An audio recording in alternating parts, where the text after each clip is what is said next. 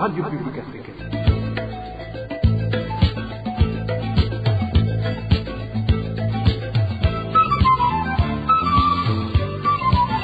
Radio Publique Africaine.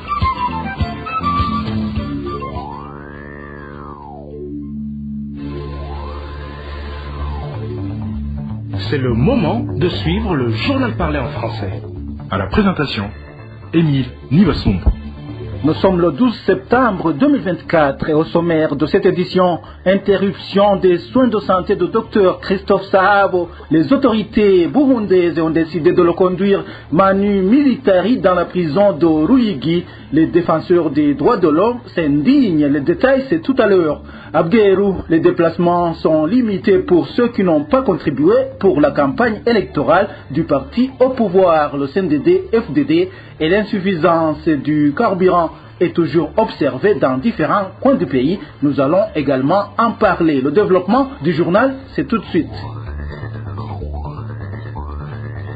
Je vous le disais tantôt, Gitega a pris ce jeudi la décision d'interrompre les traitements pour le docteur Christophe Sahabo. Nos sources et parmi le personnel soignant prestant à l'hôpital Roi Khaled font savoir que le sérum a été arraché de ses bras avant qu'il ne soit embarqué dans un véhicule apprêté pour le ramener à la prison centrale de Ruyigi où il est écroué depuis plus de 2 ans. Une décision prise par le procureur général Léonard Manirakiza qui a préféré ignorer les recommandations des médecins qui tenaient à ce que le patient reste alité au moins pendant 4 jours, afin qu'il puisse au moins lui faire tous les examens nécessaires. Selon nos sources, et même l'intervention de la CNIDH n'a rien donné. Le pouvoir de Gitega ne compte pas faciliter ses soins de santé au docteur Christophe Sahabo.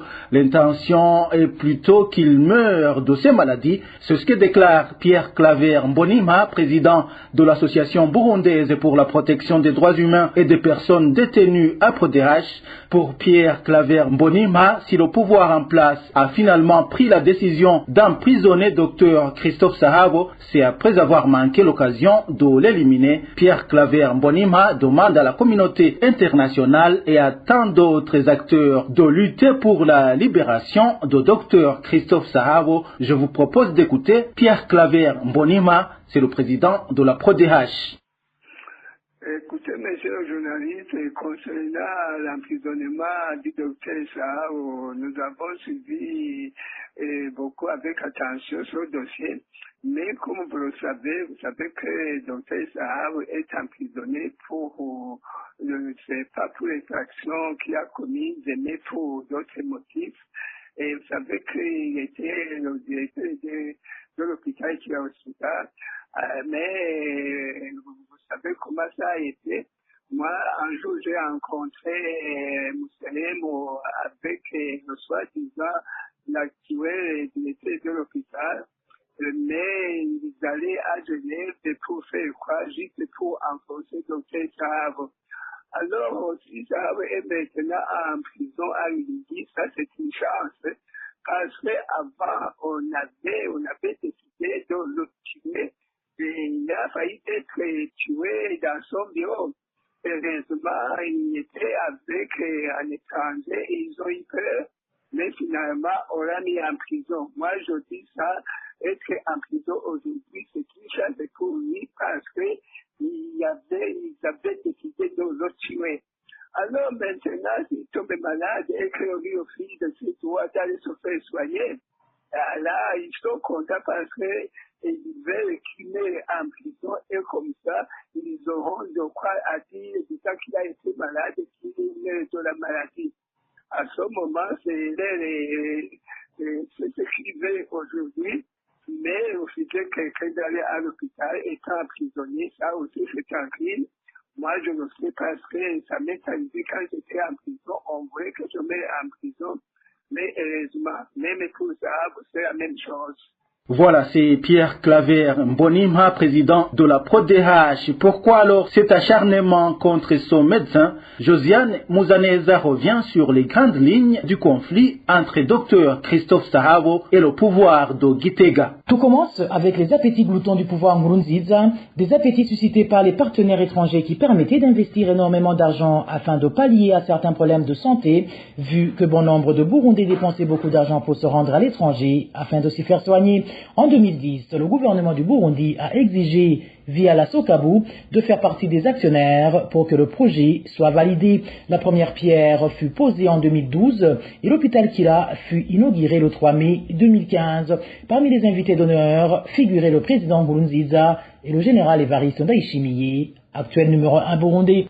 Ayant gagné en notoriété tant au niveau national qu'international, l'hôpital Kira Swiss Clinic n'a cessé d'engranger des bénéfices et d'autres entreprises para-étatiques ont rejoint la Sokabu comme actionnaire. Il s'agit entre autres de la Sobugea, l'ONPR, la Kamebu et l'INSS. Les appétits du pouvoir se sont extériorisés lorsque l'hôpital Kira a atteint un chiffre d'affaires mensuel d'1 milliard de francs burundais. Et c'est là qu'ont commencé des tractations visant à évincer les actionnaires privés, dont les Suisses, qui avaient beaucoup contribué afin que cet hôpital puisse voir le jour. Voulant profiter de cette manne, certains dignitaires ont alors exigé d'avoir leur part du gâteau sous prétexte que le gouvernement possédait des parts dans cette structure. Des exigences qui n'ont pas été acceptées par le docteur Christophe Sahabo, en qui les actionnaires majoritaires avaient mis leur confiance pour gérer l'hôpital, ce qui a suscité colère et indignation du côté de ces dignitaires qui se sentaient vexés et humiliés. C'est à ce moment que le vocable colon ou colonisateur a commencé à être utilisé pour désigner les actionnaires blancs étrangers, initiateurs du projet Kira et détenant la majorité des actions. C'est ainsi que le ministre de la Santé de l'époque, le docteur Tadeni Kumana, s'emploiera à insérer dans un poste de responsabilité un représentant de l'État en la personne de Madame Trinitas Gilukwishaka, qui représentait à cette époque la Sokabu. Mais cette dernière sera vite remplacée pour incompétence par Charles Ndagijimana, qui ne tardera à s'autoproclamer président du conseil d'administration de l'hôpital Kira. C'est ce dernier qui va tout faire pour évincer définitivement les actionnaires majoritaires, ce qu'il a finalement réussi à faire en faisant recours à des documents truqués, aidés dans cette besogne par Alfred Innocent Mousselemou, alors patron du service des renseignements intérieurs, un service qui dépend directement de la présidence de la République. Et comme le docteur Sahabo restait leur seule barrière, ils ont vite fait de le mettre sous les verrous. L'objectif ultime était de mettre la main sur l'argent de Kira Hospital, surtout que des bailleurs allemands venaient d'accorder une aide de plus d'1 million de dollars américains à cet hôpital afin qu'il puisse aider dans la lutte contre la Covid-19, un montant qui a par après fini par être décaissé en partie par le remplaçant du docteur Christophe Sahabo, le docteur Sylvain Pierre Nzeimana, mais n'ayant pas réussi à fournir des pièces justificatives de ce à quoi cet argent a été employé, l'Allemagne décida de geler la deuxième partie de sa donation, ce qui a exacerbé certains dignitaires qui ont décidé de laisser croupir en prison le docteur Christophe Sahabo, qui n'ont pas réussi à assassiner, vu que lorsqu'ils sont allés le kidnapper, ils se trouvaient en présence du docteur David Pilot, un des actionnaires étrangers avec qui ils s'entretenaient ce jour-là. Nous vous parlions hier de l'enlèvement du chef de la colline Kagwema 1, Mélance Ndaizeye, le chef des Imbonerakure de la commune Gihanga, qui est pointé du doigt dans cette affaire, est accusé par différents habitants de cette localité de violation des droits de la personne humaine, à part qu'il est cité dans des cas d'enlèvement de certains citoyens. En collaboration avec des agents du service national de renseignement, ce responsable des jeunes affiliés au parti CNDD-FDD a été également cité dans d'autres actes de persécution des membres de l'opposition. Éloge Divin Remèche. Olivier Nahiman est connu en commune de Gihanga comme une personne qui fait la pluie et le beau temps. Son responsable des Imbonerakure est cité dans plusieurs actes de persécution de nombreux citoyens. Il a été cité récemment dans un enlèvement du chef collinaire de Kagwema 1, le nommé Mélance Ndaizeye, survenu lundi dernier. Les habitants de Kagwema lui ont soupçonné d'avoir commandité l'enlèvement de Mélance Ndaizeye du fait qu'il ne cessait de faire des montages contre lui dans l'objectif de le faire destituer en vue que son frère, un des conseillers collinaires de Kagwema, prenne la place du chef collinaire. Des habitants de Kagwema qui lui ont accusé de commanditer le dit enlèvement ont révélé qu'il collaborait avec des agents de la documentation. Une autre disparition forcée dans laquelle le nom d'Olivier Nahimana a été cité, c'est celui de David Bamoriki, un membre du parti CNL survenu au mois de février 2024. Les sources de la RPA ont indiqué à cette époque que David Bamoriki était un proche d'Olivier Nahimana car il lui avait aidé à rentrer de l'exil avant qu'il ne le liquide. Les mêmes sources avaient comparé l'enlèvement de David Bamoriki à un autre survenu en 2018 d'un certain Ekomog et dont le nom d'Olivier Nahimana était cité parmi les commanditaires. Le nom du responsable des Imbonerakure en commune de Gihanga a été également cité dans des actes de perturbation des activités politiques du parti CNL. Les Imbonerakure dont il dirige ont plus d'une fois vandalisé des permanences de ce parti. À titre illustratif, ce sont les permanences érigées au niveau des villages 2 et village 6 de la commune de Gihanga. Olivier Nahimana a été aussi pointé du doigt dans des actes de persécution des habitants de Gihanga, lesquels actes étaient perpétrés durant les heures de la nuit. C'est par exemple les fouilles perquisitions improvisées dans les ménages durant la soirée, suivies de vols de certains biens des citoyens. Ceux qui osaient revendiquer leurs biens se voyaient tabassés, se sont lamentés des sources en commune de Gihanga. Non seulement Olivier Nahimana et ses Imbonerakure menaient des fouilles illégalement, mais aussi ils n'hésitaient pas de mener des rondes nocturnes allant jusqu'à imposer des heures de couvre-feu. En faisant cela, des sources de la RPA ont aussi déclaré qu'il existait des citoyens paisibles qui étaient tabassés par le groupe d'Imbonerakure dirigé par Olivier Nahimana pour le seul motif de n'avoir pas respecté les heures imposées de couvre-feu. Sur toutes ces violations des droits de la personne humaine infligées aux différents habitants de la commune de Gihanga, le nommé Olivier n'a jamais été inquiété par la justice. D'où des habitants de Gihanga demandent qu'il soit traduit devant la justice pour qu'il réponde à toutes les accusations portées contre lui. Dans un instant, nous parlons politique et gouvernance. RPA. Je le disais également en titre, le reçu de contributions pour la prochaine campagne électorale pour le compte du parti CNDD-FDD équivaut à un laissez-passer en commune Bweru. Nous sommes dans la province Ruyigi.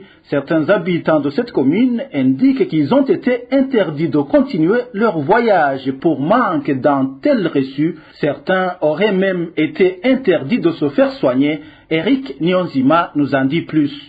Les Imbonerakure sont omniprésents dans les rues et les sentiers de la commune Bweru en province Ruyigi. Ils exigent à toutes les personnes qui passent d'exhiber son récit, attester la contribution pour la campagne électorale du parti CNDD-FDD. Ce contrôle est beaucoup accentué en zone Kayangozi. Des fois, on en exige même à des gens qui vont se faire soigner. Le récit a en quelque sorte remplacé la carte d'identité. Des fois, on refuse des soins de santé aux patients qui ne présentent pas de reçu. En plus, si tu vas d'un lieu à un autre et que tu n'as pas sur soi ces reçus, on t'oblige de faire demi-tour. On dirait que ces reçus ont remplacé la carte d'identité. Il y a peu de jours déjà, qui se rendaient en Tanzanie pour chercher du travail, ont été empêchés de continuer leur voyage, du moins pour ceux qui n'avaient pas sur eux la fameuse récit. Dernièrement, des gens qui se rendaient en Tanzanie via la localité de Bunyerere et Gisagara n'ont pas eu la chance de traverser. On les a exigés de montrer leur reçu. Certains n'en avaient pas. Certains d'entre eux leur ont dit qu'ils avaient contribué, mais qu'ils avaient oublié le reçu à la maison. Mais on les a obligés de faire demi-tour et revenir avec ces reçus. Vraiment, le reçu est devenu comme une carte d'identité. On te refuse même des services dans les bureaux administratifs si tu n'en as pas. La population demande au président de la République d'ordonner la suspension de cette pratique s'agissant de ces Imbonerakure qui les empêchent d'aller se chercher de l'argent. La population dit qu'il faut qu'ils sachent que la population n'a pas d'autre source de revenus que les tâches qu'ils font ici et là, y compris en Tanzanie. À propos, la rédaction de la RPA n'a pas pu joindre Tabo Emerantienne, gouverneur de la province Ruyigi. Quittons Ruyigi pour nous rendre à Cibitoke où le procureur du parquet dans cette province a pris mardi la décision de libérer 40 détenus parmi ceux qui étaient incarcérés au cachot du commissariat de cette province. Cependant, les habitants de cette province indiquent que la surpopulation s'observe toujours dans ce cachot. Le point avec Nadej Irakoz. Les habitants de la province de Cibitoke font savoir que le cachot du commissariat de police provincial est rempli de détenus qui n'ont aucun espace pour dormir. et que même si ce mardi 10 septembre, le procureur du parquet de Cibitoke a relâché 40 détenus parmi plus de 160 qui sont incarcérés, cela n'a rien changé car Sokacho était destiné à accueillir 40 personnes seulement. Comme témoigne cet habitant, la plupart de ces détenus sont malades à cause de leur surnombre ainsi que le manque d'eau potable qui aggrave leurs mauvaises conditions de détention. Si tu vois ces détenus à partir de l'extérieur, ils sont tellement nombreux que tu ne croirais même pas qu'il y en a ceux qui ont été libérés, sauf si les détenus te le disaient. Ils sont très nombreux et très affaiblis. Certains semblent qu'ils meurent de faim, tandis que d'autres ne peuvent pas se tenir debout et rester assis dans le cachot. Actuellement, ils n'ont même pas d'eau pour boire. Ils crient constamment qu'ils meurent de soif car il y a une pénurie d'eau dans cette ville. Ces habitants supplient les juges de se ressaisir et de faire le suivi des dossiers de ces détenus pour que ceux qui sont incarcérés injustement soient libérés afin de réduire leur nombre. Ces juges doivent vraiment se ressaisir et faire bien le travail, car c'est souvent la corruption qui fait qu'ils ne font aucun suivi des dossiers de ces détenus. Que ces juges les aident à libérer surtout ceux qui ont terminé leur peine, ainsi que ceux qui sont détenus injustement. Il y en a même ceux qui peuvent passer un mois dans ce cachot sans venir lui demander pourquoi il est en détention. Les habitants de la province de Cibitoke demandent également à la Commission nationale indépendante pour les droits de l'homme au Burundi, CNIDH, d'effectuer une descente dans ce cachot pour constater les conditions inhumaines de détention de ces prisonniers, afin de changer la situation, car les droits humains ont été gravement violés. Une courte pause et nous parlons de la crise de carburant. L'insuffisance du carburant s'observe toujours dans différents coins du pays. Ce mercredi, le carburant était en train d'être distribué à différents endroits. Toutefois, cette vente n'a duré que le temps de la rosée. Les longues files d'attente de véhicules s'observaient dans différentes stations-service. Les détails avec Walter Kwizera. Le temps de répit aura été éphémère en mairie de Bujumbura. Samedi dernier, plusieurs stations ont distribué du carburant. Encore ce mercredi, certaines de ces stations-service servaient encore du carburant. Cela n'a toutefois pas empêché que, depuis le matin de ce jeudi, des files d'attente des véhicules à la recherche du carburant se manifestent. La quantité du carburant reçu serait insuffisante, comme en témoigne cet habitant.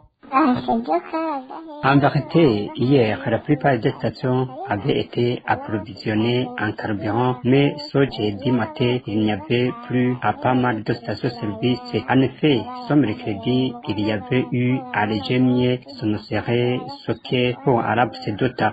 Si l'on avait pu, pouvait continuer d'approvisionner les stations-service, ça aurait été mieux. Mais le problème est que quand le carburant est fourni aujourd'hui, par exemple, les 2 jours suivants, il n'y en aura plus. C'est de cette manière que naissent alors de longues chaînes de véhicules sur des stations-service si seulement l'on pouvait nous approvisionner régulièrement.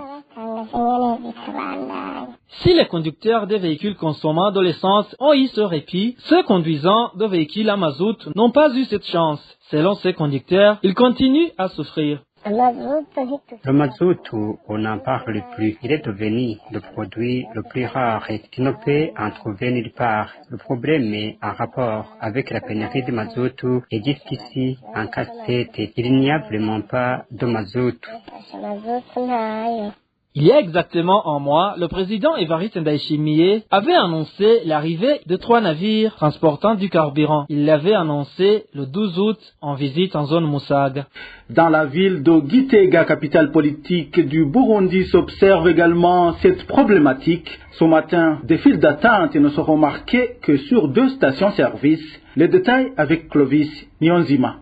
Au chef-lieu de la province Gitega, il y a plus de 10 stations-service. Selon notre source sur place, seules 4 stations-service étaient en service aujourd'hui, au moment où, chez les autres stations-service, il n'y avait aucune goutte. Notre source nous indique que les stations avaient du carburant.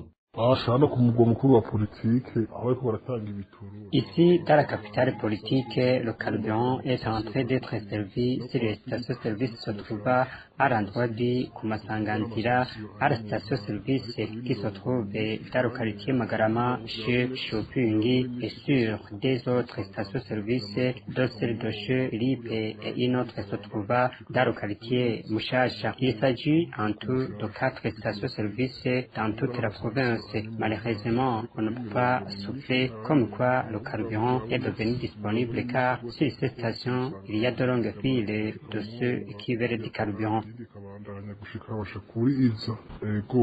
D'après la même source, le carburant qui était servi aujourd'hui est de type essence, que donc les véhicules qui consomment du mazout restaient là sans être servis. Pas de répit pour ceux qui ont des véhicules qui consomment du mazout ici, je veux dire les camions, les relux et même les ambulances et les hôpitaux consomment du mazout. Vous comprenez qu'il n'y a pas de bonnes nouvelles pour les malades. Les conducteurs de véhicules demandent aux autorités habilitées d'augmenter la quantité de carburant qui leur sont réservés, et ce, pour tous les types. Pour clore cette édition, revenons sur l'arrestation aux allures d'enlèvement d'un réfugié burundais du camp de réfugiés de Nyarugusu en Tanzanie, dont nous vous parlions hier. La coalition burundaise des défenseurs des droits humains vivant dans les camps des réfugiés, CBDH Vicar, demande que la vie de ce réfugié soit épargnée. Jean Bosco Vizigiro, porte-parole de cette coalition, demande que les membres de sa famille soient informés de sa situation.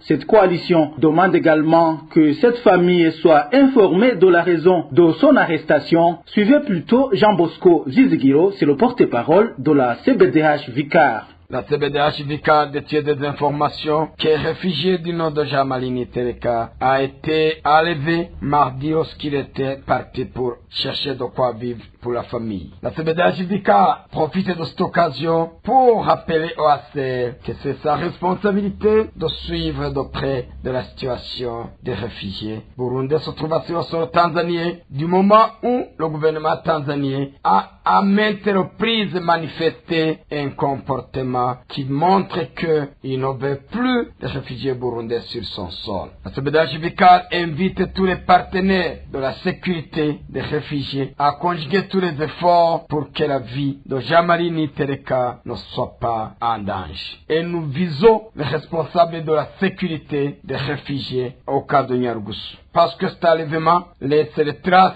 que Jamali a été enlevé par les agents de la documentation d'Asoka. Nous terminons pour en invitant toutes les parties prenantes de la situation des réfugiés burundais sur le sol tanzanien de conjuguer les efforts pour stopper ce harcèlement, ces tortures qui se répètent du jour au jour. Voilà, c'est Jean Bosco Vizigiro, porte-parole de la coalition burundaise des défenseurs des droits humains vivant dans les camps des réfugiés, CBDH Vicar. Et c'est par ici que nous mettons un point final au journal du 12 septembre 2024. Merci à vous tous qui nous avez suivis. À la présentation, c'était Émile Niwasumba. Au revoir.